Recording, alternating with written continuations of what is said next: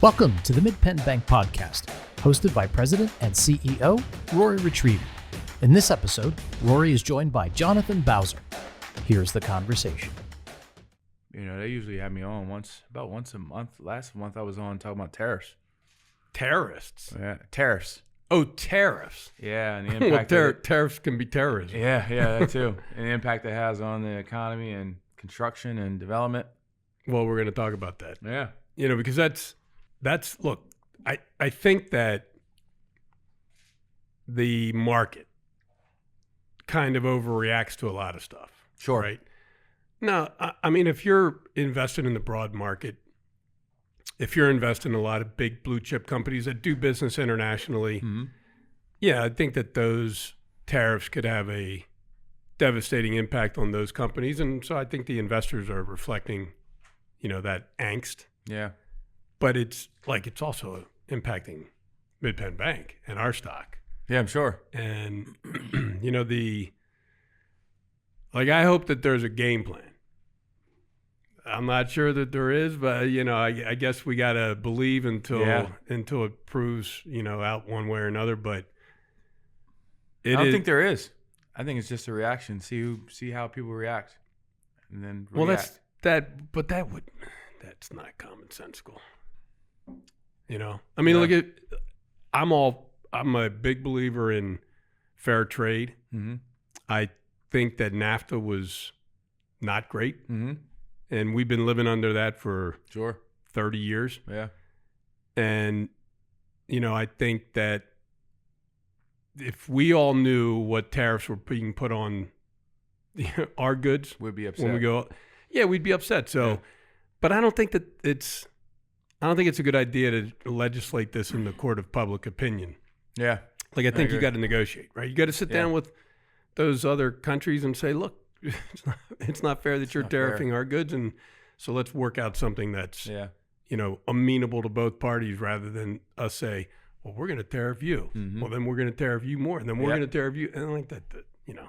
Yeah, nobody wins. We don't win. No one consumers. Wins. That's exactly right. No one. We don't win. Not just consumers here, but consumers in, you know, Canada or Mexico or China or wherever else. Yeah. So, you know, I'm hopeful that there's a game plan, because watching the market over the past month has just been... It's been tough. It's like helter-skelter. I haven't looked at my 401k. Well, why? I'm still young, so I don't have to. Mean, you're not going to touch your 401k for like 50 years now. Yeah, at least 30.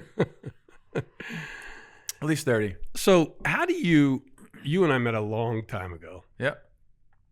When did so you would call yourself a real estate developer today? Real estate developer. Broadly speaking, contractor. So I do have a general construction company called Stillworks Construction. Mm-hmm. So do both. Yeah. Yeah. So does that construction company do work for other people, other developers? Last 3 years, we've been solely third party. We haven't done any of our own construction in about 3 years. Oh, really? Interest rates. Yeah. I'm not well, feeling the interest rate materials environment. Material costs. And so I've taken a break from new projects personally, and has just really built our team to really, you know, take advantage of the market and do the more third-party work for clients. So was that something that you always aspired to do? You know, whether it's developing or building? Yeah. When you were a younger Not at all. Not at all. It's ironic that this conversation's happening in full circle, but I always tell people when I graduated from college, first person I ever sat down with was you. Mm-hmm. And I didn't know what I wanted to be. And you. How did we get together? I can't remember who introduced us. Yeah, I feel like someone did. Somebody did. Because I was still living in Maryland at the time. And I wanted to come back home, and I didn't know what I wanted to do. And I can't remember. Somebody knew you, and somehow I got in front of you. And I was 22 years old and sat in front of you. I had no idea what I wanted to do. And you said, I think you could be a banker. Yeah, well, I mean, you're, you know, smart and hardworking and And you have a great attitude, like of course Yeah. you could be a good banker. Correct. But, So, you can also do other things. You could, yeah, clearly. and so it was my first opportunity. Took advantage of it, and I've always been appreciative of that opportunity. So you that's gave me. give me the year. What Oh time? man, so I was 22. I'm 42. So that was 20 years ago. 20 years. So That'd we're been 20 talking years like 2005. 2005ish. Yeah. Is that when you 2005. graduated from college? That's when I graduated from And college. where'd you go to school? Morgan State University. Morgan State. And you played basketball there, Played right? basketball there. Yeah. Did you Yeah. play all 4 years? Played 3. Then after my second knee surgery, decided to not play that final year. And, they allowed me to stay in school Oh, and nice. finish up Nice. with a full scholarship. Well, that's good. So I was very fortunate. Yeah. I mean, Very you hear a fortunate. lot about, that goes the other way, but you know, Yeah. clearly they did a Yeah, a they good did. job. They did a really good job with, making sure that academics was at the center of everything we did. And the way I grew up, my parents, it was always at the center. You could play sports, but academics is number one. And you went to, did you go to Susquehanna locally? No, I was at Central Dauphin East. Oh, okay. Yeah, I went to Central Dauphin East here. And did you locally. play there all 4? Played there all 4 years. Yeah. Yeah. Was there anyone else, any other Division I or Division II athletes off that team? Off our team?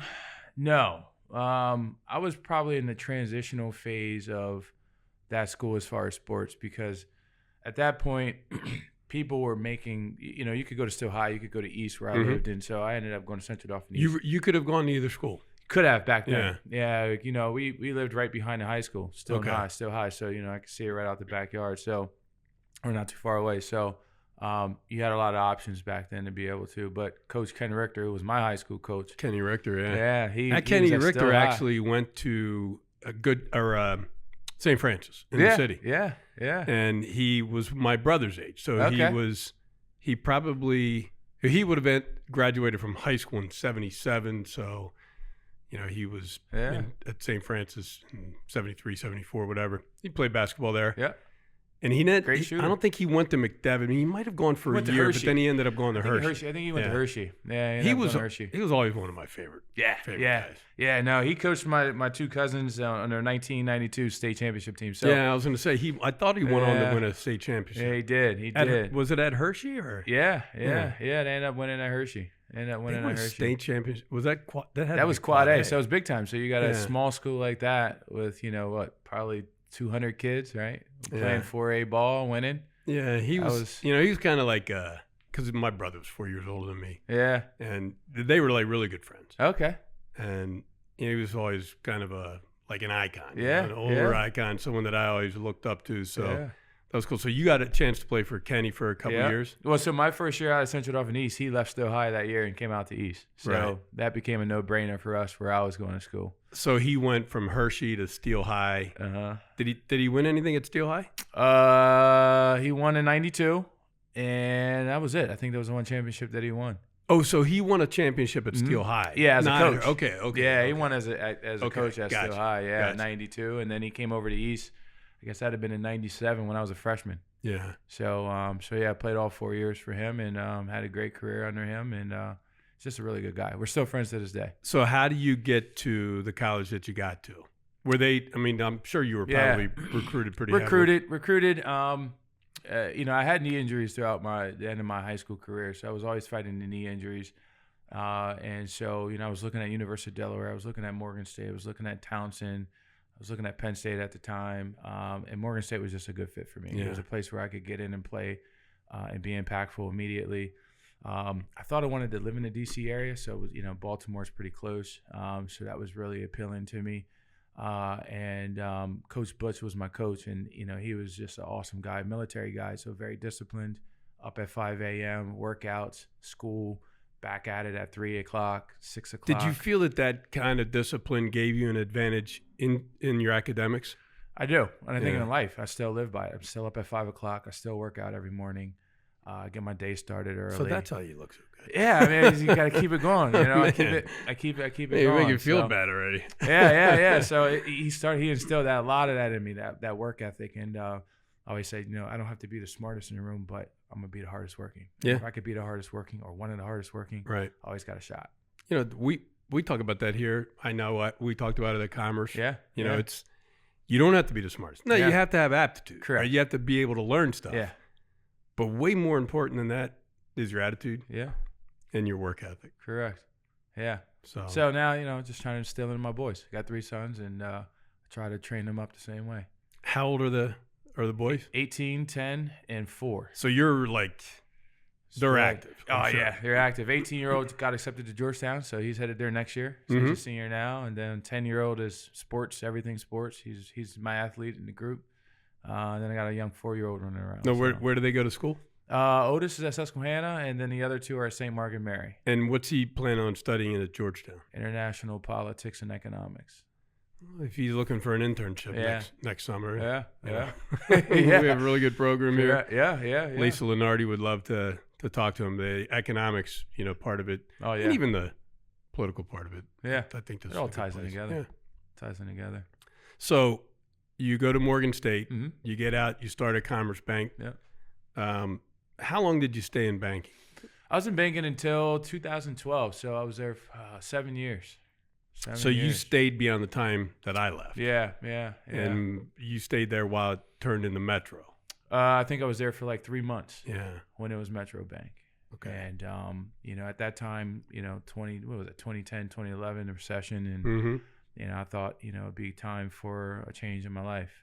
And where did you go from there? So from there, I went over to Cumberland Area Economic Development, and was their director of economic development over there. So is that CCEDC, Mm-hmm. the Cumberland County Yeah. Economic Development Corporation? Yep. And did you go over there in what capacity? So I went over there as the director of economic development. I had my original game plan was to stay there for 3 years, and then I was going to get back into banking. So did you? Oh, okay. So did you think that was a good move because you were trying to enhance your position in the bank? I thought it was a good move. I think I just wanted a break. Right. Recession was happening. I was doing a lot of real estate. I had a huge real estate portfolio at that time, and it just wasn't a good time, in my opinion, to be a banker. Mm-hmm. And so I said, man, I really could, just go and see what else was out in the world, and just see if this is really what I wanted to do long term. Mm-hmm. And so I thought by going over there that I would be able to grow my network of who I knew and my outreach. And then I thought, well, I'll use those contacts and I'll use those resources, and then I'll come back into banking. So your game plan was 3 years and then back? 3 years and back. So how long did you stay there? I ended up staying there 7 years. Oh, really? Yeah, I ended up staying 7 years. Because it was just Well, like it was more fun than you thought, or it was, and then also what ended up happening was we also didn't have a CEO at the time, and so I was 27 years old, and so I went over as director, and within a year they ended up making me the CEO. So I ended up getting promoted, and I never looked back, from that perspective. I didn't anticipate that part happening, especially being so young at 27, 28. And being able to be in a position to impact, a lot of people's lives through the work that we were doing, and so a great experience. And I'm just glad I had that opportunity to be able to do that. So, what did you feel that you were when they asked you to become the CEO? Did you feel that you had the experience level to handle that? Absolutely not. Yeah, Absolutely it not. might not have been a conscious decision. Yeah, I remember, and I've told Scott this, and I've said it on the podcast. I was an executive at a bank for at least 10 years. Yeah. Arguably a little bit longer, but at least Yeah. 10 years, my time at Commerce. And when they talked to me about becoming the CEO here, I was like, am I qualified to do that? Yeah. I don't know what all a CEO does, but so it was indoctrination by fire. Yeah. Because next day, one day you're the director, next day you're the CEO. Correct. Yeah. So how did you handle that learning curve? Well, I had a lot of great people around me. I had some really good board members that really took me under their wing, that were executives, business owners in their own right. And so I leaned a lot on them, and a lot of them. Anyone you want to give a shout out to? Kentucky was a big one. Oh, yeah. He owns Tucky Carlisle, Mechanical. right? Carlisle. Carlisle guy, Yeah. He was our board chair early on. Gary Eichelberger, still a county commissioner. Yeah. He really, helped me out a lot when I had a lot of questions. Was really a go-to person for me. That really helped me out. Guy by the name of John Durbin. Yeah, he's an old lobbyist, political guy. Wasn't he was with the Turnpike Commission. Yeah, he was with the Turnpike Commission. Yeah, he was a CEO over there. Yeah, I know so, John. I don't know him real well, but he's a fascinating guy. Bruce Barkley was another one that helped out a lot. was trying to think. Don Mowry. Don Mowry. You know, all those guys. The Don Mowry from Mowry Construction. Yeah. So a lot of those guys are Cumberland County. You know, a lot of people know them, and they've done a lot of great work. And so a lot of those guys, I would meet with them once a month at a diner, Middlesex Diner. And I would just shoot questions at them. They would shoot things back at me, and then, you know, that's how I learned. That's nice. That's how I learned. It's a good group. I mean, you mentioned some really good names there. Yeah, Kentucky is. I don't know if he's still in it. Yeah, he's still in it. Yeah, we still meet about once a quarter, and I just had lunch with him 2 weeks ago. Really? Yeah. Wow, that's awesome. He keeps telling me he's going to slow down, and every time I talk to him, he seems like he's going faster. So, what age group is he? Is he like my age or? Probably 60s, 70s. Yeah. Well, I'm 60s. Yeah. Well, he's pushing 70s in him. It's hard to believe. Yeah, it is. You know, when I interviewed you all those years ago, I was still a young guy. You would have been in your 40s. Yeah, I was 42. Yeah. Oh, wow. In 2005. Yeah. Wow. Huh. Yeah. You just missed my great 40th birthday party. Yeah, a couple years before that. I did. So you're there 7 years. Yep. You attain the level of CEO, which is Yep. great. You learn a lot of lessons from some really good board members and from, I'm sure, the other people that worked there and all the deals that you guys did. And like, what was the type of situation, the type of deal that EDC would have done? So we did a lot of 504. We did a lot of 504. So we partnered with all the banks. We partnered a lot with you guys early on. You guys were strong in that space at one point. So are you helping the borrower with that SBA with the application? SBA application? Yeah. So we did a lot of those loans. We did a lot of state loans, big industrial loans. You know, with Cumberland County, with a lot of the industrial development that happened in that period of time. I mean, from when I was there, from 2012 until 2017, 2018, I think we probably had done about $50 million in new industrial development. And so the state at the time, you know, really seen that, you know, we had become the keystone state of industrial due to our location. And so they pumped a lot of money. Well, in that Carlisle. Yeah, that Carlisle. Like a lot of the industrial development is in that area because, and I've told people this forever, a long time ago, someone pointed at Carlisle and said, that's the logistical hub of the East Coast. Yeah, you see it on the map. You see 81 and you see 76 across. Yeah, it's not hard to. So it was a lot smarter person than me, but not hard to figure out why that was correct. You know, it was what it was. Yeah. So I mean, that really helped us out. You know, as far as, you know, the kind of work that we did. We did a lot of work as it related to grants. I mean, we really got into the grant space pretty heavy.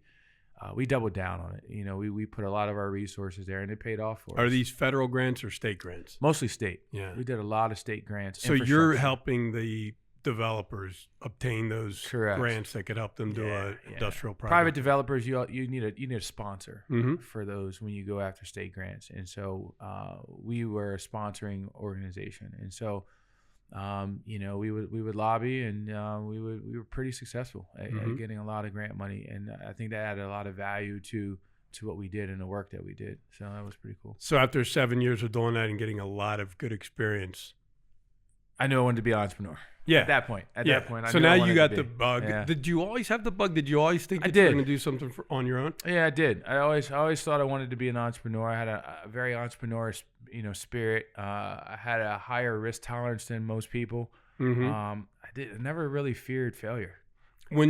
How far back did that go? Probably when I was young, teenager. Were you like a hustler type of kid? Yeah, I did. And even in college, you know, people used to wear like old throwback jerseys back in the day when I was in college. And a good friend of mine was over in Korea. He was in the military, and he could get those things for like $20, and they were selling for $400 here back in the early 2000s. Wow. You know, people were paying big money for them. It was pretty stupid, but. You know, so he would send them over to me, and then I would make money, and I would give him a piece of it back, and you know, that's what we would always do. Nice. Yeah. Another big thing was now, did you need to, you know, because when I was a kid, we were, you know, like if you didn't work, there was no money. Yeah. Was that the situation in your house, or was it more your mom and dad just saying, like, you gotta? It was so, you know, my parents are middle class, but they always, especially my dad, he always said that I had to make my own way.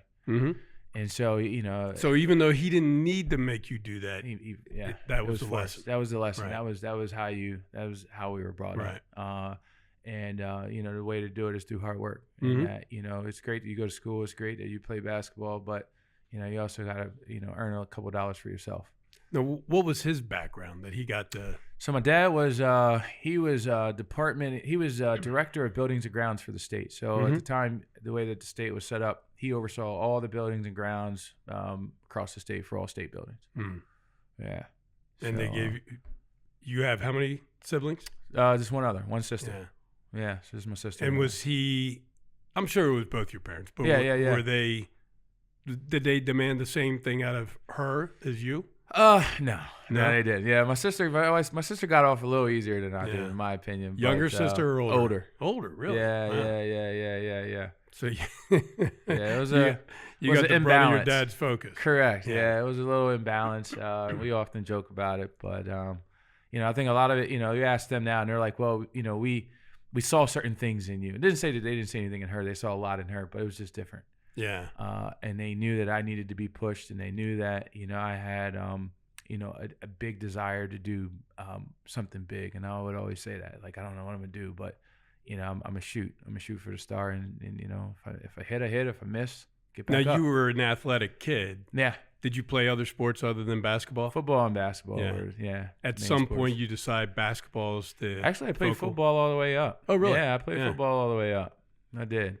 So did you, when you were young, before maybe even in high school, but did you think that maybe professional sports was in your future, or did you know that it was just a means to an end? To me, it was always a means to an end, you know, and you know, whether you make it to the professional level or not, at some point your career ends. Mm-hmm. And you know, my parents were really big on, you know, leverage your God-given ability to play at a high level, to learn lessons, build friendships, build relationships, and then leverage that. And so that's how I've always taken it. So you've already attributed some of your success, or at least how you got there, to your Morgan State coach. Yeah. Did you have coaches in high school, or?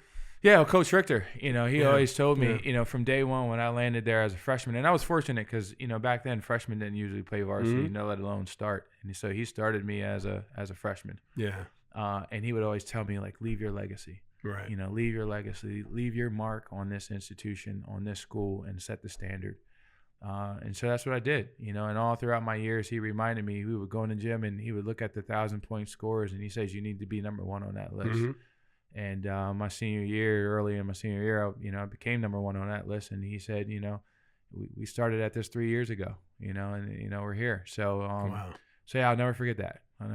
He So are you definitely still worked on the that. high score in CD? 25 years later. Really? 25 years later. Wow. Yeah. Well, I mean, did you have a 3-point line? Yeah, we had a 3-point line. Were you a 3-point shooter? I was a 3-point shooter. Really? Yeah, I was a 3-point shooter. I was just a shooter. I can't believe that 25 years later, like how much distance was there I'll between say, you and? I'll say this: I played all 4 years. Were you a gunner? Yes, played all 4 years, so that gave me an advantage.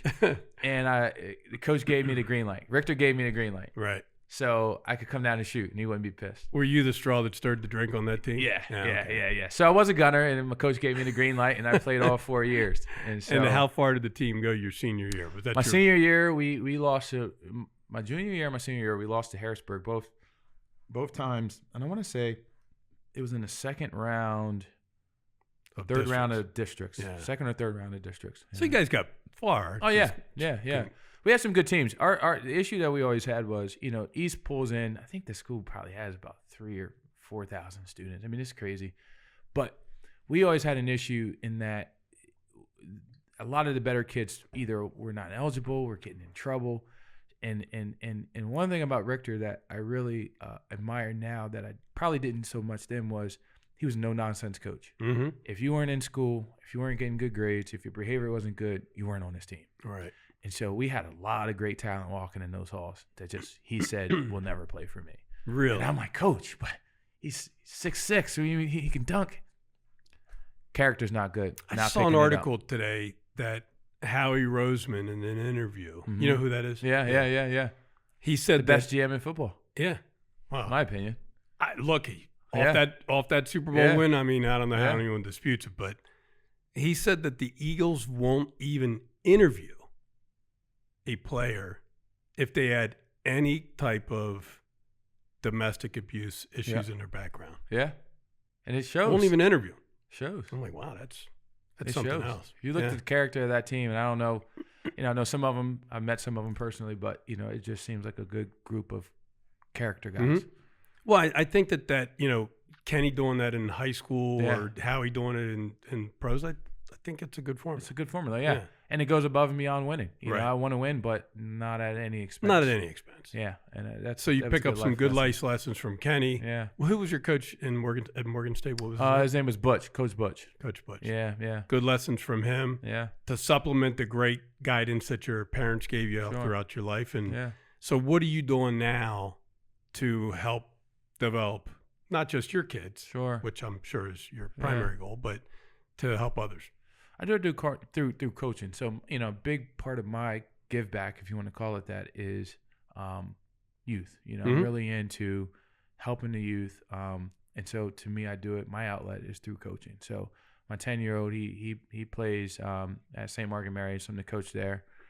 Will be the JV coach next year. So I'll keep moving up with him all the way until he gets through, goes up to McDevitt. And then I also coach his traveling team as well. And so I try to through sports, I try to show mostly young men that there's more to life than sports, but let's learn some lessons along the way. Let's learn about adversity. Let's learn about teamwork. Let's learn about winning. Let's win. We're gonna have the failure, and how do we pick ourselves back up, and how do we respond back to that? And so I go deep with those guys about how they're doing in school, their grades. Things that they care about, those kind of things. So that's big for me. Do you actually ask them how their grades are? Oh, yeah. So every practice I start off the first 10, 15 minutes, we don't do sports. We don't do activities. They're stretching, and I'm just talking to them. Right. We're just talking. And I do it in a way that they don't even know what's going on. I'm just asking them about their day. I'm asking them the things that they're involved in, what they want to be when they grow up. And then through that dialogue, you just get good conversation with the kids. So did you coach your oldest? I did. Yeah. I did. Yeah. He played until he got to about high school. So, yeah. Okay. So this is my second go around. Did he also go to St. Mag's? No, he Susquehanna. Okay. Yeah. So, that's the benefit of sending your kids to a parochial school. Oh, yeah. Well, one of the benefits. Yeah. I coach my daughters in basketball. My oldest daughter played quite a bit of time. She was really good. I remember. She played against my niece. I remember. Yeah. Oh, really? Yeah. So my niece was at East, and I think your daughter might have been Trinity or something. It was one of the. Yeah. I remember that. Yeah. Yeah. So she only played 1 year at Trinity. Okay. And my niece is 25. Yeah, Juliana's 24, 25. She'll be 27 in May. Okay, then maybe 26, somewhere in that. Yeah. And she played a Good Shepherd. Yeah. Okay. And she was really good at Good Shepherd. Yeah. She ended up scoring her 8th grade year like 200 points. Okay. Which, for girls basketball, 8th grade, that's pretty good. That's good. And I wouldn't say she was a gunner because she wasn't very good. Her form of shooting, she might be watching this, but her form of shooting wasn't all that good. But, man, she could take it to the hole like one's business. She was tough. And she'd get fouled like 20 times a game. She was a terrible free throw. I think she averaged like 12 or 13 points a game. Yeah. That last year. If she was a good free throw shooter, she would have averaged 30. She was like a 20% free throw shooter. So I tell my son, he shoots about, he's 10, but he still shoots at about 20, 30%. I'm like, dude, like and he gets to the line a lot. You know, like he gets to the line at least 10 times a game. He'll shoot 3 for 10, 4 for 10, but usually 3 for 10, somewhere in that ballpark. I'm like, dude, that's extra 7 points a game. You're leaving it on the table. So that's what he's working on now. Working on those free throws. That's good. Working on those free throws. I can never get her into that. Yeah. But she really learned how to dribble, and that's why she was fearless taking it to the hole. But I was able to coach her in basketball and soccer and track and cross country, and I coached my second daughter in all those same things. Yeah. And my third daughter wasn't much of a an athlete, but I did get a couple seasons of basketball and soccer out of her. And I agree with you. I think that's if you're trying to help develop young people, like that's the time. Yeah. Right. No, yeah. Like to give them some lessons now at that age, at 8, 9, 10 years old, they're going to remember those things the rest of their life. Just like you remember what Kenny taught you in high school. And I still occasionally run into, I was teaching a class of Widener. Okay. I was doing it on Zoom. Yeah. And as soon as the class was over, I got a LinkedIn request from this student there named Sophie Miller. And I accepted it because I told everyone that was in the class, I said, look, if you want to keep contact with me, just connect with me on LinkedIn. So I accepted it. And then she sent me a direct message and said, did you coach soccer in Camp Hill? I'm like, yeah, I coached soccer in Camp Hill for a bunch of years. She said, I played for you. And then I was like, oh, is your dad James Miller? And she said, yeah. And I'm like, oh, man, I remember you, Sophie. Jeez. So yeah, that impact that you have on them. Yeah. Because you can have impact on employees now. Sure. Right? Yeah. And that could be helpful. But, your employees are probably adults. Yeah. So your ability to really influence them. Yeah. It's marginal. Not as much as when they're 7, 8, 9, 10 years old. Yeah. So it's good stuff. Yeah, it is. It is. So after your 7 years, what do you do then? I mean, I think that, I think I know, but. Yeah. So, leading up to 7 years, probably year number 5, I started, that's when I really started to say, okay, I think I'm kind of peaking here of where I'm at and what I'm doing. And I just had this bug that I could do more, that there was more that, that God wanted me to do. And, and I kind of went back and forth because then I started to think, okay, maybe I can get back into banking, or, maybe I want to be a lobbyist, or, all these different things were kind of floating around in my head. But you got the entrepreneurial bug. But I got the entrepreneurial bug. And I was like, you know what, this is just a great opportunity and a great time for me to really, pursue that. And so I spent about a good 2 years just talking to a lot of folks that I had mentioned earlier here, and just coming up with ideas, trying to brainstorm about, my passion, but then how do you build for your passion? How do you make a living for yourself?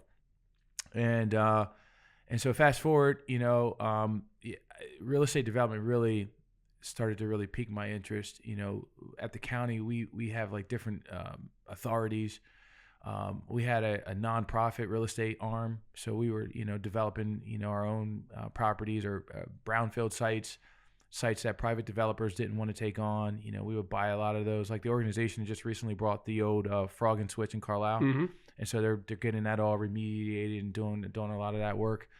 And I just loved that work. I mean, it just really was something I was very passionate about. The redevelopment stuff, and taking something that no one else could see and turning it into something that then people can visualize. And so that was really how I really got started of, I want to take on the sites that nobody wants to take on. And it didn't really come out really well when you talk about a business plan. So I wrote this business plan, and that was what I put in there. I want to take on things that nobody wants to take on. And everybody I went to, all the investors. Yeah, all the investors maybe there's a reason why. And that's exactly what I got too. Like, there's a reason why nobody wanted that, wanted to do that kind of stuff. But I happened to run into a guy by the name of Mike Kennedy, owns Allenberry, and has done very well for himself. And he was one of the first guys that I met that was a little crazier than I was as far as his vision and what he could see and what his take on our community and what it could be, the opportunity. A lot of people talk about Harrisburg and say, we don't have this, and we could be doing so much better. But he was a guy that was really like, I want to put my resources into improving the area because I know what it can be. And so he and I, had become good friends over a course of several years in my role there at the county. And, a few times, we flew down south and flew different places, and we would just go look at other communities and see how they were developing these communities and the product they were bringing as far as, a newer style of single-family homes, of, multifamily homes. We had seen a period where it was just kind of cookie cutter. It was very cookie cutter. Strip malls, were a big thing. And just, looking at more mixed use and just more inspiring kind of product. And so, he and I got together, we talked about it, and within 2 months I was gone and, never really looked back. So did you guys? Was he an original partner of yours? Yeah, so he was an original partner, and then also another partner of ours was an engineer, and that's where the name Integrated Development came from, because we were doing everything kind of in house. We had kind of an integrated approach of doing engineering. We were doing some architectural work. I was doing development work and kind of construction work, and that's where it really all started. And then we ended up growing it even more, and we ended up bringing in like a title company. We were doing some property management, so we were doing a lot of different things at that point. And it was just a really good time. This was 2018. So interest rate environment was good. Banking environment was good. Again, I had some really good relationships, so I was able to tap into some. We were able to tap into some projects that were off market, that were good buys for us, and that we were then able to use and go to the state and then be able to get some of the grant money. So I was able to kind of tap into my resources there and my knowledge there and connections there to then bring some grant money to a lot of our earlier projects to offset some of our costs. And we did very well. And Mike, he has a brother, right? He has a couple brothers, yeah. And they were they in the railroad business or? Yeah. Their father originally started a railroad company at one point, and then Mike took it over and then reinvented it many years later and into it. And I think him and his one brother were the two that were really involved in. But Mike grew it into one of the most successful railroad companies in the country. And they had a very niche kind of business model that made it very attractive. So are they doing that anymore, or are they mostly on the development? No, he's out. Yeah. He sold that several years ago to a national outfit. Yeah. And I know they've invested a lot on the West Shore. Yeah. Right around St. John's Church Road and Carlisle Pike. And Yep. Yeah, we did a lot of developments there where the Evergreen is and the old Cork and Fork used to be. Which was the old Sun Motor cars. Those Sun Motor cars, yeah. I thought that was a great adaptive reuse. Yeah, it was. And that's when I first met him. And I mean, that was a good property for Sun. Yeah. But what they did out on the Pike was amazing. It was amazing, yeah. Life altering. Correct, yeah. So is he still a partner of yours today, or? Yeah, so what we did was over time, I wanted to get more and more into construction. So that's a tough business, Jonathan. Like, it is. They actually doing the vertical construction or whatever. That's tough business. Yeah, it was. It is, and it was. Especially for me, I didn't work for a construction company prior to that, right? So I've been in development for a couple of years by this point. I understood construction. I understood, to a degree how things worked. But yeah, it was another big leap of faith. And again, it was just something that kept bugging me, saying, this is where I needed to be next. When people say, "How did you get into construction?" I can't really tell you. There was nothing there's no crystal ball there that just said, this was the path that I wanted to go down. Well, I mean, if you think about it, like you kind of were I don't know if I'd say a trailblazer, but you certainly were breaking through some ceilings all throughout your career. Yeah. Getting a job in banking right out of college isn't easy at all. Correct. Particularly for a young black guy. Yeah. Right? Yeah. And you have a successful career. Yeah. And then you go over to CCEDC. Yeah. And you become a CEO, in less than 2 years. That's also not an easy thing to do for anyone. Yeah. And you have a successful career there, and you start your own business with partners. Also not an easy thing. Yeah. An easy thing to do. So, I mean, at some point, do you start to think, even if it's not a conscious thought, maybe it's subconscious, that I literally can do anything. It probably is. Yeah. And there's a gift and a curse to that. There is. There's a gift and a curse to that. But having that confidence, because if you don't have confidence, you're almost guaranteed to be a failure. Correct. But if you have like artificial confidence, then you could also. Yeah.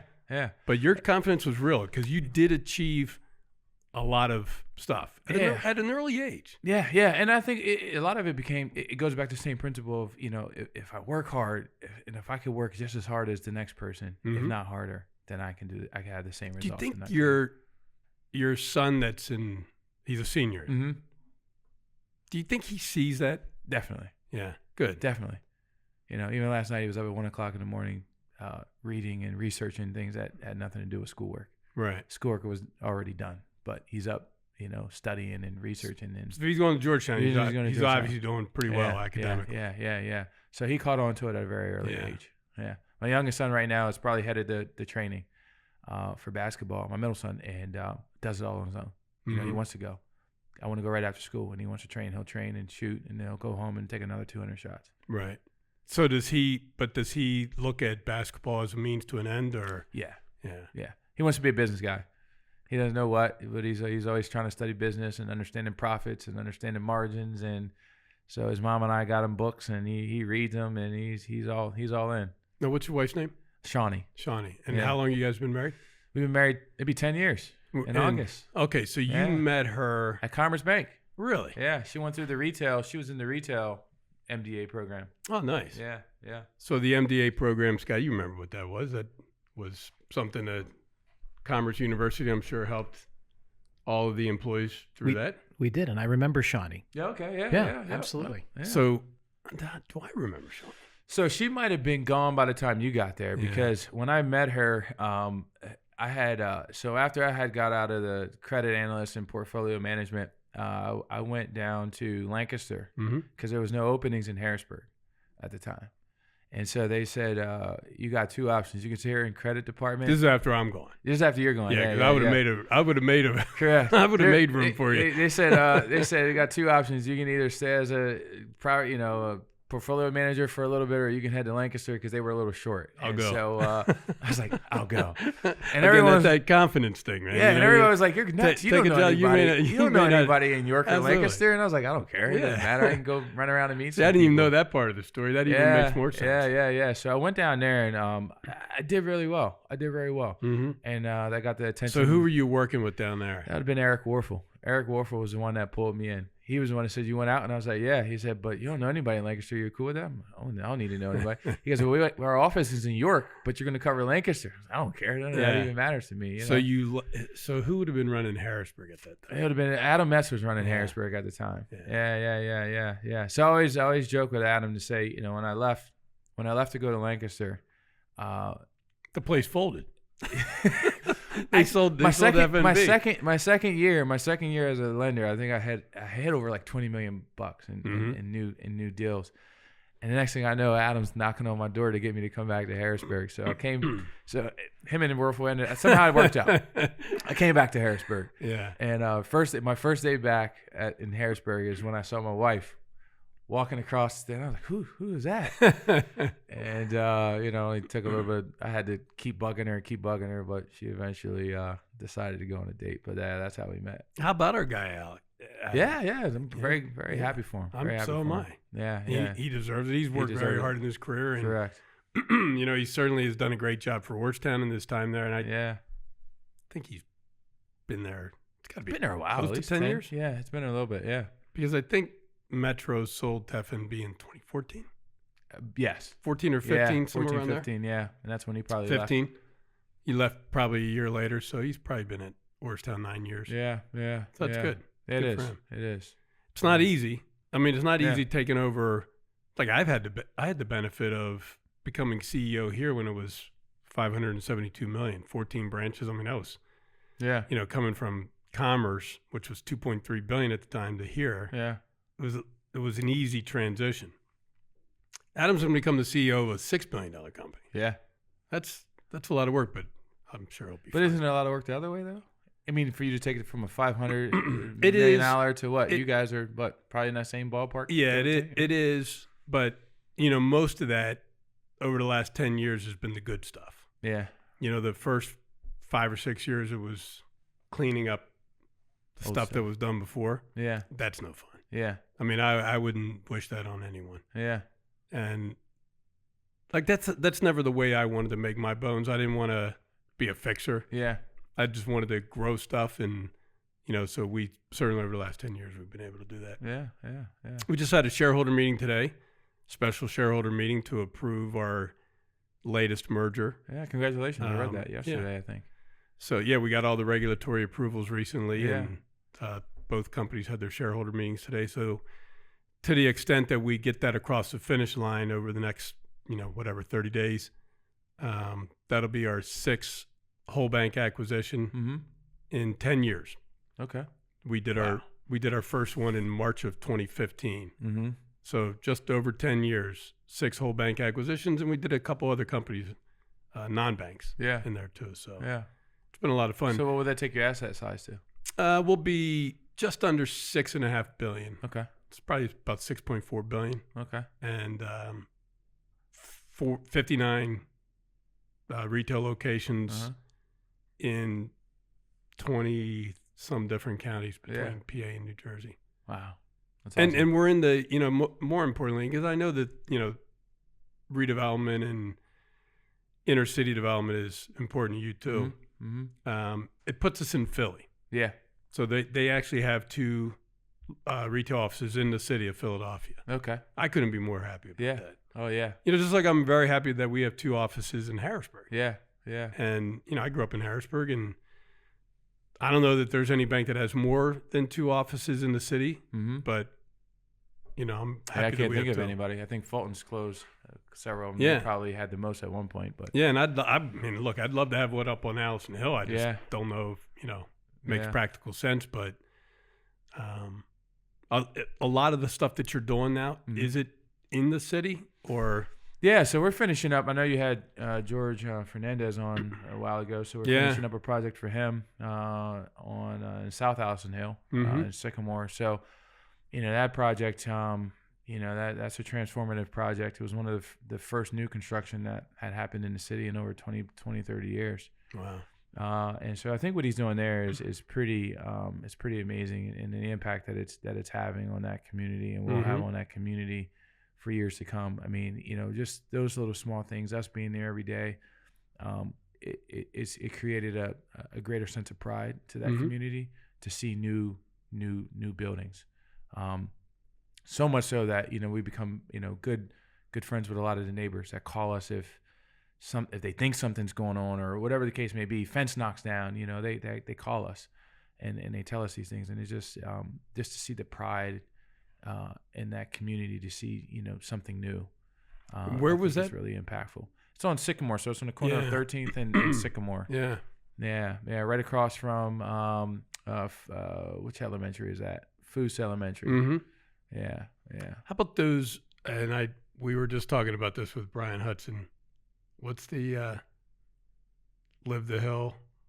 Oh, on Love the the Hill. Hill. On Love the the Hill. Hill. Oh, Love the Hill. Yeah, the nonprofit. Yeah. What's the Wild Heart? Wild Heart. Yeah. Tannen and Christina Herman. Yeah. Correct. Yeah. Doing great work. Do you Those do guys anything are- with them? Or have So they you? have. I haven't yet. They have a new project. 'Cause I know that they they're were doing. talking about when they were talking about something they were doing. It was near Market Street, Yeah. on the south side of Market Street, Yeah. maybe around 13th. I think they're. Yeah, right around 13. Yeah, They're still, I think, doing some fundraising for it. Yeah. From what I understand. but they're going to build. I think They're gonna they're build like 4 units or something. Yeah. So hopefully I have the opportunity to bid on that project. Yeah, we do a lot in the affordable housing space. Work a lot with Brian Hudson, good friend of mine, good mentor of mine. Brian's a Helps great me- guy, man. Oh man, he's a big. Yeah, he's a resource. Yeah, we had a really good discussion with him. I don't know that he gets enough credit. Yeah. For what he did in his time. Yeah. I mean, What he's done in his 30 years at PFHA, but then even post-retirement, if you look at all the projects that are coming up just in the city of Harrisburg, all the affordable, LaShawn McCoy's doing a lot. Yeah, he was talking about that. Yeah, George Fernandez is doing some. I'm trying to think who else. He said he's has- doing stuff with Aaron Donald. out in Pittsburgh. Yeah, they got some stuff going out there. But all these projects, he's tied to them. Yeah. And this is in his retirement. And this is in his retirement. I mean, He's he's not only just on the team. I mean, he is a critical part of these teams. And when he talks, everybody listens. If you're doing something that's housing, Yeah. and you're doing it in a inner city environment, Yeah. if you don't talk to Brian Hudson, you're probably not. You're You're not doing it making right. your best decision. Correct. You're not doing it right. You're not right. doing it right. Because I don't think that anyone else who might be interested in doing stuff like that has the experience level that he does. Yeah. In all the 30, what was he said he was with PHFA for 47 years, didn't he? It was a really long It time. was really long Yeah. time. I think it was like the CEO for like 30. I think he was CEO for like close 30, to 30. But yeah. I think he told us he was there 47 years. Yeah. Yeah. because I think he got there in like 73 or something like that. Yeah. So And just worked his way up. That's a lot of experience. It is. Yeah. Yeah. I don't know how Wealth of he doesn't knowledge. look like old enough to be. He doesn't, man. He doesn't. Yeah, I know. He doesn't. Yeah. Guy looks good for Yeah, his he age. does. Yeah, he does. So what's next for you? Yeah, I always joke and say, it seems like I get to these 7-year kind of periods, and I'm always like, what do I do? What do I do So next? you're right? like 20 or so years into your career. 20, yeah. This would be year 21. Year 21. And you're not working for a company anymore, but Brian and I were talking about this. Do you see yourself ever like retiring? I don't. Yeah, So I think you just maybe changing what you do. Yeah, I think you have periods of time where you just evolve. Right. And so for me, my next level of evolution is to continue to really grow our construction team. I have a really good group of folks that that know construction. How big's the company? We're from at, an employee standpoint. From an employee standpoint, we are 12. Mm-hmm. If I get to 15, 16 and cap it somewhere in and around there, I'll be. And are they administrative people? Both. Laborers? Both? All the above. So we have some people that do admin, some people that are in accounting. We have some, mostly project managers, superintendents. Mm-hmm. Then I have a director of construction that kind of oversees it all for me on a day-to-day basis. And then some laborers that do some work for us. And what's your favorite deal that you've done? Favorite deal that I've done, man. Oh, that probably has to be one in Stilton, because that's where it all started, and that's where the roots are. Mm-hmm. Originally, born Was that and the raised. grocery store? So down there, and actually, you guys financed it for us, but we ended up getting a 7-acre brownfield site down there on Front Street in Stilton, and we ended up converting it over to a 42-unit apartment building. We also have a group called Senior Life. And they provide care for elderly, low-income elderly folks that decide to stay at home. So they go there Monday through Friday, 8 to 5, get their medicine, see their doctors, do all that. Gives them a place to socialize and do those kind of things. We have a Dollar General there. And then we just got done, along with you guys as well, MidPenn, did Hamilton Health. So we did a 20,000 square foot medical office building for Hamilton Health. And then Great the last piece... organization. Very good organization. And then the last piece we're doing, we're in the design stage now, is my grandfather's 95 years old and has been in Stilton most of his adult life since he was 20. So he's been there over 75 years and is kind of known as the unofficial mayor of Stilton. And so we're doing an event space park. Is this maternal or paternal? Paternal. Paternal. Yeah. And so we're doing an event space park down there, and we're naming it in his honor. Nice. And so it's been 3 or 4 years in the making, and I keep saying, he's 95, guys. We got to hurry up. He's still moving. Yeah. He's still moving a lot, but still drives. But so we're finishing. Did he up go that down later for this the year. groundbreaking? And Oh yeah, he's been down there. He's been every step of the way. Nice. That's very most nice warm days he's gone down, and especially early on in the project, he would stop down almost every day. He would get back home, and then he would call me. And what did you say he did? So he's was a war vet. So he was in the Army for many, many years, retired, and he and his brothers ended up opening bars. He actually was Korea. Yeah, he was. And him and his brothers opened up 3 bars in the city of Harrisburg. Really? So he owned those until probably 5-10 years ago, maybe 10 years now.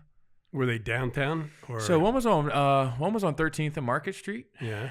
Right there. Then I think I walk by that bar every day on my way home probably. from school. Have you go to St. Francis? I did, yeah. Yep. So right. There's the bar right there. And I lived on 1900 block of I always walked up Market Street. Yeah. So they owned that one, and then they had it was a bar called Cloverleaf on Sycamore Street, actually in South Allison Hill, and then Jones's Corner, which is down in Stilton. So they had those 3 bars. I mean, it's 3 brothers. That's good. Man, it's good to have a grandfather still around at 95 years old. Oh yeah. It's a blessing. Yeah.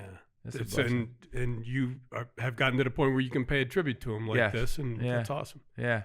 So it's been great. So that probably by far is probably the project that makes me most proud. But any project that has that transforms a community, that has an impact, that not creates a need, but kind of fulfills a need. Those are the kind of projects that I like to do. Of course, we want to make money. We want, good margins, and that kind of thing. But what really drives me every day is to be able to help others.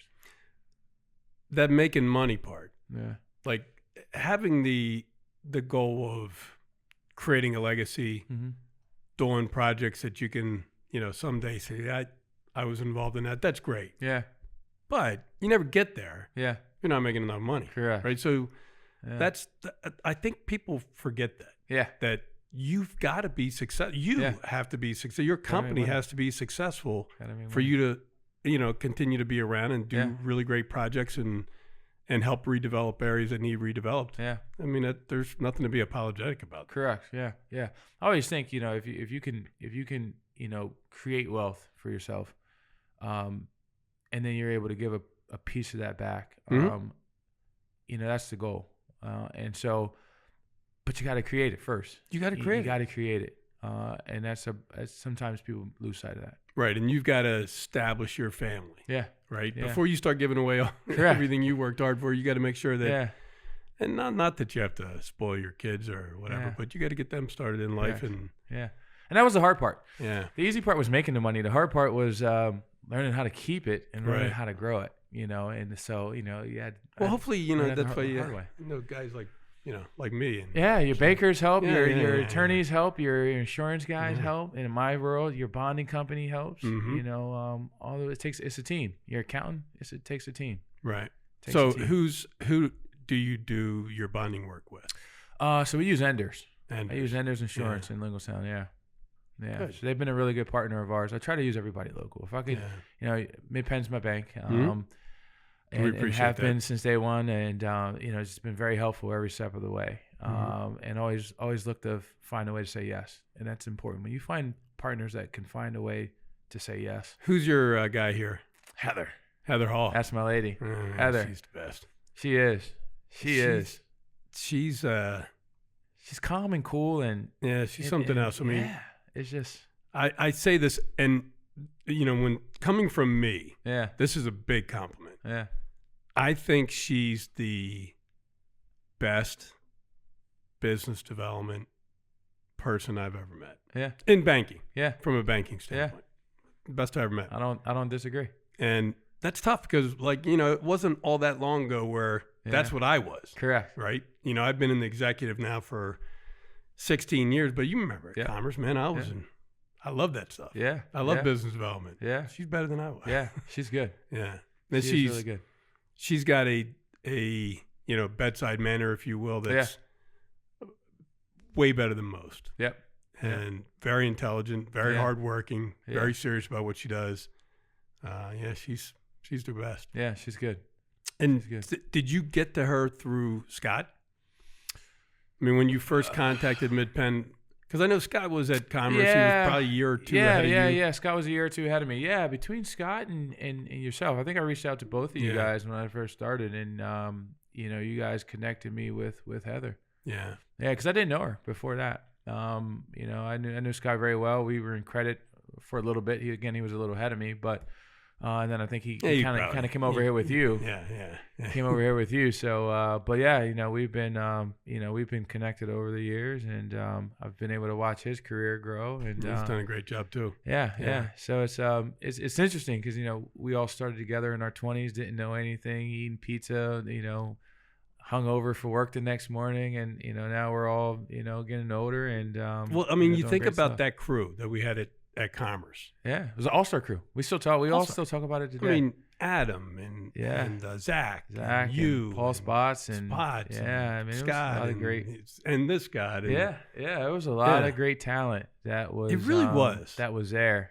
And not everyone stayed in banking, but that's that's fine too. Yeah. Colleen, who's she's with us still here. Yeah, she's here part time. I came in the other day. 40 hours. I came in the other day because I had an early meeting. I came in at 7:30. She was here. Yeah. Oh, okay. Yeah. And then I ended up staying really late. I was the second to last person out of the building because she was the last person out. Yeah. And I'm like, aren't you supposed to be part time? Yeah. Like, how's that? It was like I saw her here at least 11 hours. Oh yeah. She may have been here longer than that, but like, how's that part time? Yeah. No, she's great. She's amazing. great. And she's from Stilton. I didn't know that until recently. Yeah, she's from Stilton. And you know what? The best part about Colleen is she gives back to She does. younger or, people that are earlier on in their career. Yeah. She's really helpful with, teaching them the things that she did. Because, look, she scrapped Oh, yeah. to get everything that she got. Yeah. And I don't think that I ever met someone who worked harder than her Yeah. at developing business. Yeah. So... Yeah. She got me beat, and I think I work hard. But Colleen is a we used to joke at Commerce. So she and George Gunner were kind of like, earlier on before all you guys came. Yeah. They were like the two straws that stirred the drink for Commerce at the time. And I used to say to George, "Hey man, like I wouldn't go out of my way to beat her in production because I'd check my brakes every day." Yeah. Yeah. Because Yeah. she might cut your brake lines. Correct. Yeah. Colleen was brutal. She was. Now she's not like that anymore. She's a elder statesman. Yeah. and, helping out young people. But then she was the most competitive person around. So when I was in credit, she would come back at about 4:30, 5 o'clock. And we always had a rule back we called it the bullpen. We had a rule that you couldn't leave before 6 or before all the executives left. Yeah. And that was just a rule. You just didn't leave before the executives I think I'd like to take credit for that rule. You were a big part of it. Even if we were done with our work Jonathan, for the day. now I'm like an old softie, man. I know. Like, people get away. People. I've heard. Like if you saw what people get away with here, you'd be like, "Come on, Roy." Yeah. So my best story for you is that after you graciously hired me, and then I got into the position. It was my first larger write-up that had to go to credit committee. And I think it was a process where either I took it to credit committee or was getting ready to go. Either way, you had to review the credit. And I don't know if you remember this, but I hope you this used wasn't to a bad story. it starts off bad, but it gets really good. You used to use like a red ink. Yeah. When you would write up on our write-ups, and you wrote on my paper. You didn't mark it up, but you wrote on the front page. You said, "This is the worst write-up I've ever read in my life." Right. And I remember reading that, and I was like, "Oh man, jeez." I was like, I was like, I'm gonna show this guy.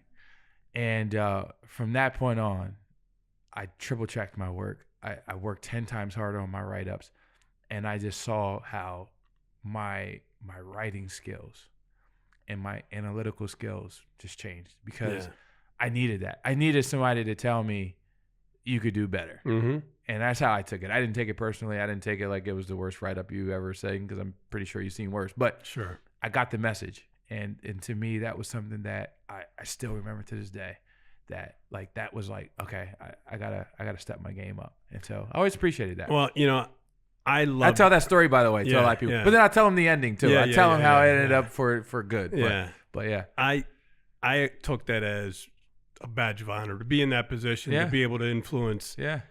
Because we hired like we do here. Yeah. We hired for attitude, aptitude, and work ethic, nothing else. I don't care about anything else. Yeah. And, to help guys that, and when I say guys, I mean men and women, to help guys that had those qualities, but they need to, use those to their advantage to help them get to that point. That was that was the message. And I got it. And I needed to hear it that way. Because remember, I had a very stern father. I had a very stern high school coach. Mm-hmm. Had a very disciplined, stern college coach. He was a military guy.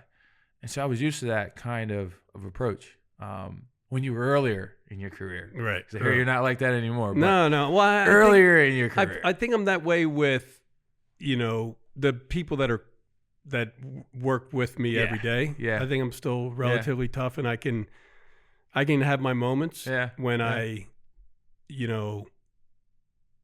stop being diplomatic and start being a little more aggressive. Yeah. But they're not as much anymore. Well, I appreciate it. Like I'm in a stage of, I'm going to be a grandparent one of these days. So, I got to get like a little nicer in my old age. Yep. Well, look, if I ever helped you in your career, the only thing I ask you for is, number one, make sure you do the same thing for, younger folks. And it sounds like you are. And then whenever I do decide to retire, which, may not be for another 15 years, Yeah. I want you to come to my retirement party. And I want you to tell a story and say how I helped you. Yeah. That'd be That's easy. full payback. That's full easy. payback. That's easy. Not quite sure what your next step is. Keep building the company, keep doing good projects. Yeah. And keep your eyes open for other opportunities. I mean, do you ever see yourself making another big move, like away from, in addition to the construction company? So I foresee our construction company continuing to grow, continuing to thrive. I do want to get it to a point where I'm not as involved in the day to day, but we still have some time before we probably get there.